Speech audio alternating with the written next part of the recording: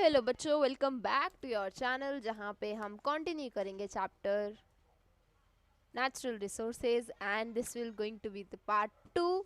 And first part पे हमने क्या पढ़ा था? हमने इंट्रोडक्शन पढ़ी थी, हमने बायोस्फीयर के बारे में पढ़ा था, इवन हमने नेचुरल रिसोर्सेज के भी सब ग्रुप्स पढ़े थे और फिर हमने सब क्लासेस भी पढ़ी थी।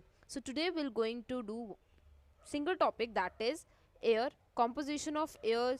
ठीक है, what is the like movement of air, wind and all that. okay,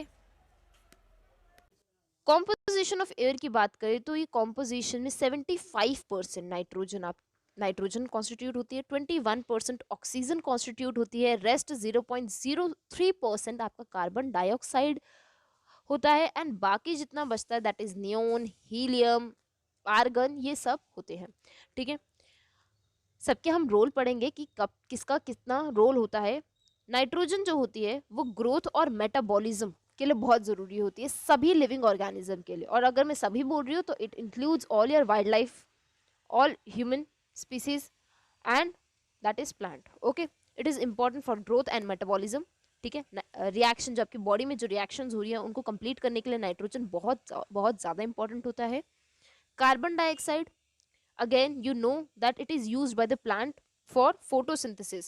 okay, photosynthesis के लिए बहुत ज़रूरी होता है कार्बन डाइऑक्साइड। ठीक है, without carbon dioxide photosynthesis can't be occur. Okay, जबकि ऑक्सीजन जो है वो सभी प्रोकैरियोट हो या यूकैरियोट हो उनकी ऑक्सीजन रेस्पिरेशन के लिए बहुत ज़रूरी है। ठीक है, आप इनहेलेशन कर रहे हो, एक्सहेलेशन कर रहे हो, इसी की वजह से आपकी बॉडी पूरी क्या है, अलाइव्ड है। ठीक है, एरोबिक रेस्पिरेशन जो आपकी बॉडी में हो रहा है 24/7 वो इसी वजह से हो रहा है क्योंकि ऑक्सीजन की प्रेजेंस है। ओके, तो ये क्या है, कॉन्स्टिट्यूशन है या कॉम्पोजिशन ऑफ एयर है, किस किस चीज़ों से मिलकर हमारी एयर बनी है और किन किन के कितना रोल है हमारी बॉडी में। ठीक है, मूवमेंट ऑफ एयर, ठीक है, दैट इज विंड। देखो, जो हॉरिजॉन्टल मूवमेंट होती है एयर की उसे हम क्या बोलते हैं, विंड। ठीक है, now what's the horizontal meaning? Horizontal का मतलब होता है जो एक्स एक्सेस के अलोंग होता है, वर्टिकल का मतलब होता है जो वाई एक्सेस के अलोंग होता है। Okay, wind is of two type. एक होती है जो जेंटल होती है, जो बहुत ही आपको अच्छी लगती है, ठीक है, आपको बहुत ही काम इफेक्ट देती है, दैट इज जेंटल। और वहीं पे कुछ होती है स्ट्रॉन्ग, ठीक है, जो आपको ड्राई देती है। ठीक है, तो जो जेंटल होती है उसमें क्या आता है, ब्रीस। ठीक है, जो जेंटल होती है उन्हें हम क्या बोलते हैं, ब्रीस बोलते हैं। वो 10 to 20 किलोमीटर पर आवर की स्पीड से चलती हैं। ओके, जबकि स्ट्रॉन्ग जो होती हैं वो क्या होती है, स्ट्रॉम्स आते हैं उनमें और हरक्यूलियंस आते हैं। स्ट्रॉम्स जो होते हैं वो ज़्यादातर आंधी तूफान जिसे आप बोलते हो, ठीक है, बहुत ज़्यादा फास्ट होती हैं। ओके, तो विंड दो चीज़ों की कॉन्स्टिट्यूशन, मतलब दो टाइप्स होते हैं उनके। Okay, next, a very important factor of air that is temperature. Air जो होती है वो टेम्परेचर डिपेंडेंट होती है। ठीक है, यानी कि एयर में अगर टेम्परेचर ज़्यादा हो जाएगा तो एयर गर्म हो जाती है, और एयर में अगर टेम्परेचर कम हो गया तो एयर ठंडी हो जाती है। ठीक है, इसलिए आपने फील किया होगा कि मॉर्निंग के समय में आपको गर्माहट फील होती है। ठीक है, लेकिन वहीं पर रात के समय आपको ठंडा फील होता है।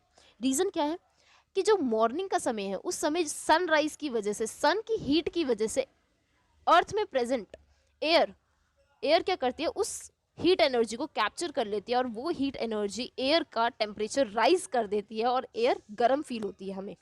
ठीक है, वहीं पे रात में क्या होता है, एब्सेंस ऑफ सन की वजह से या प्रेजेंस ऑफ मून की वजह से, ठीक है, आपका जो एयर है उसमें से क्या हो गया, हीट एनर्जी लूज हो जाती है। और वो हीट एनर्जी जैसे ही लूज होती है तो एयर अपनी नेचुरल टेम्परेचर स्टेट में आ जाती है, जिससे आपको थोड़ा ठंडा वार्म, थोड़ा ठंडा फील होता है। Okay, so air is a temperature dependent quantity. Okay, so ये बहुत ही थियोरेटिकल बेसिस पे दे रखा था आपको, मैंने थोड़ा एनालिटिकल वे में आपको समझाने की कोशिश करी, थोड़ा लॉजिकल वे में आप याद करने की कोशिश करना, चार्ट्स की फॉर्म में याद करने की कोशिश करना। एंड एक बार इसे आप एनसीईआरटी से ज़रूर गो थ्रू करना। And if you have any doubt you can pin down below in the comment section, I am going to answer there only. Thank you so much बच्चों।